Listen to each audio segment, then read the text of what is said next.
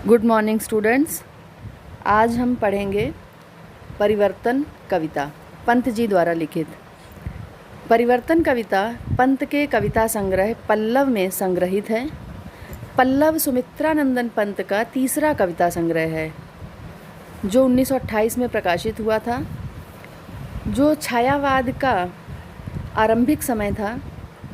और इसकी लगभग सभी कविताएं, जो पल्लव में जितनी कविताएं संग्रहित थीं, क्योंकि कविता संग्रह था, कई सारी कविताएं संग्रहित थीं, सभी कविताएं प्रकृति प्रेम में डूबी थीं।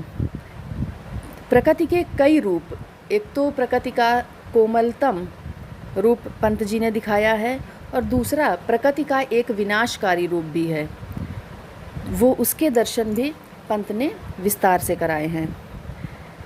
पल्लव सुमित्रानंदन पंत की कलात्मक कविताओं का संग्रह है, जिसमें लगभग 32 कविताएं हैं। इसके बारे में कहा जाता है कि जब प्रकृति और मानव सौंदर्य के प्रति कवि बालकों के समान उत्सुकता और कौतूहल के भाव सम्मिलित करके रचना करता है, तब इस प्रकार की रचनाओं का जन्म होता है।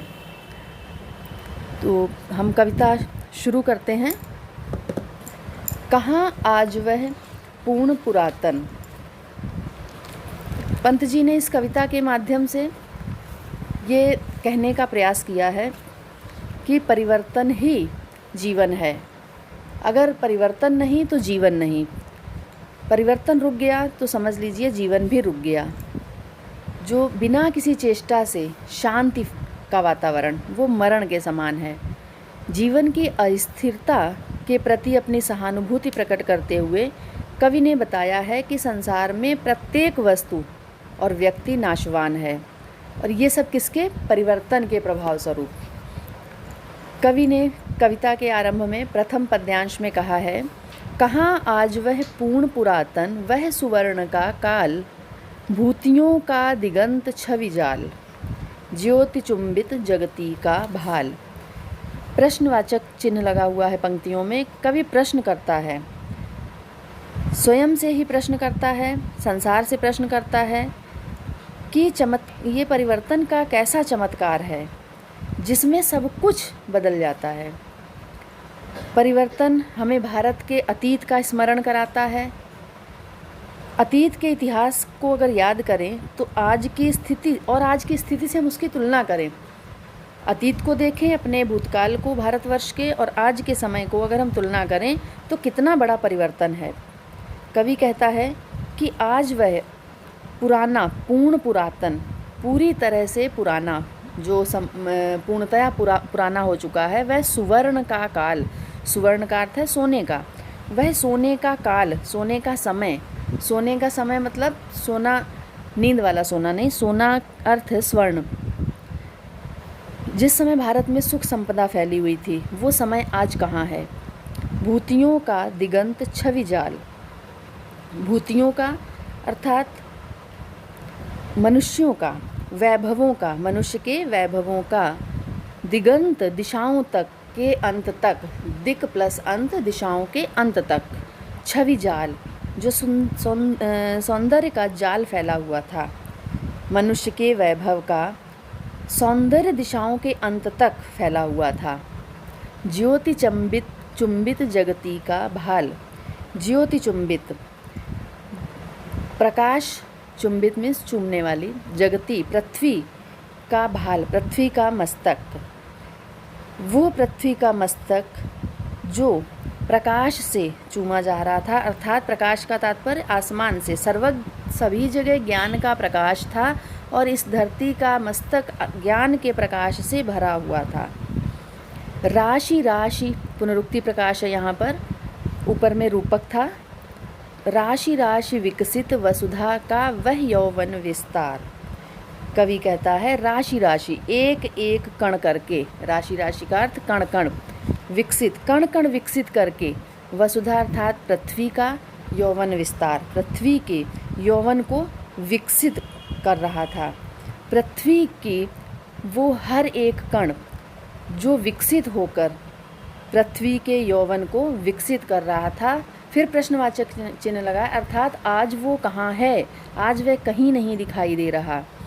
स्वर्ग की सुषमा जब साभार, कवि कहता है आगे कि स्वर्ग की सुषमा, सुषमा का अर्थ सुंदरता, जब स्वर्ग की सुंदरता जब साभार, साभार का अर्थ है पूरी तरह से, पूरी सौंदर्य सामग्री के साथ, सा का अर्थ सहित, आभार, आभार सहित अर्थात अपनी सुंदरता सहित, धरा पर करती थी अभिसार, अभिसार का अर्थ है छिप कर आना, धरा पृथ्वी पर।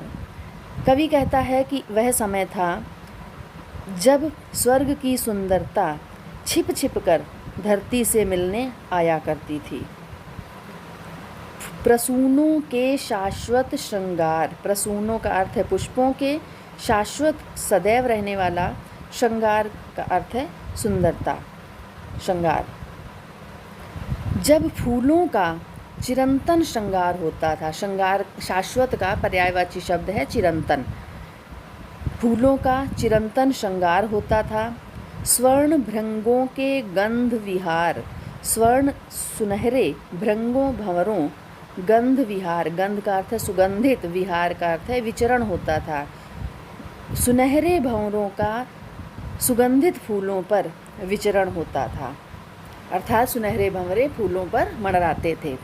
गूंज उठते थे बारंबार सृष्टि के प्रथमोद्गार, प्रथमोद्गार प्रथम वचन या प्रथम उद्गार, जब सृष्टि के प्रथम उद्गार बार बार गूंजते थे, वह समय था जब अत्यंत कोमल सुंदरता दिखाई देती थी। नग्न सुंदरता थी सुकुमार, सुकुमार का अर्थ है कोमल, कोमल सुंदरता नग्न रूप में दिखाई देती थी, अर्थात सौंदर्य प्रत्यक्ष रूप से सामने होता था। रिद्धि और सिद्धि अपार, चारों तरफ अपार रिद्धि और सिद्धि अर्थात धन संपदा सुख वैभव विद्यमान था। आज वह भारत हमें नहीं दिखाई देता है। अये विश्व का स्वर्ण स्वप्न, कवि आश्चर्य प्रकट करता है। अये आश्चर्य सूचक शब्द है, विश्व का स्वर्ण स्वप्न, विश्व का वह सुनहरा सपना जो विश्व ने एक सुनहरा सपना देखा था। संस्कृति का प्रथम प्रभात, संस्कृति संसार या सृष्टि का प्रथम प्रभात, प्रथम प्रातःकाल, कहाँ वह सत्य वेद विख्यात, कहाँ वह सत्य है, वह सत्य कहाँ गया जिसका वेदों में, जो वेदों में विख्यात था। कवि कहता है कि विश्व का वह सुनहरा स्वप्न, सृष्टि का वह प्रथम प्रातःकाल, वेदों में भी जिसका वर्णन था, वह सत्य का आचरण आज कहाँ है, कहीं नहीं देखने को मिलता।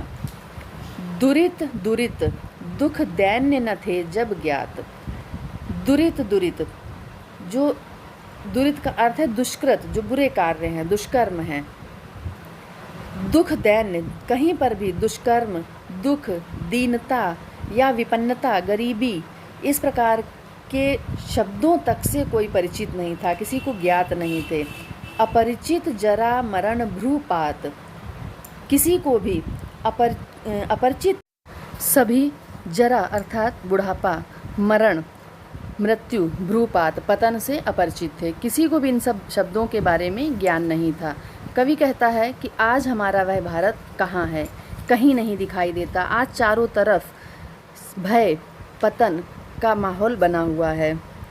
तो इन पंक्तियों में कवि ने परिवर्तन का सुंदर वर्णन किया है, जो प्रगतिवादी कविता का उदाहरण है एक। और अलंकार इसमें अनुप्रास, रूपक आया है।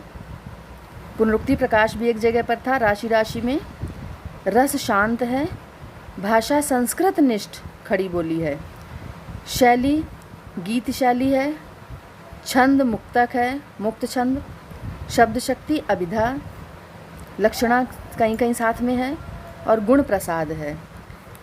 अब अगला पद्यांश हम अगले वीडियो में पढ़ते हैं।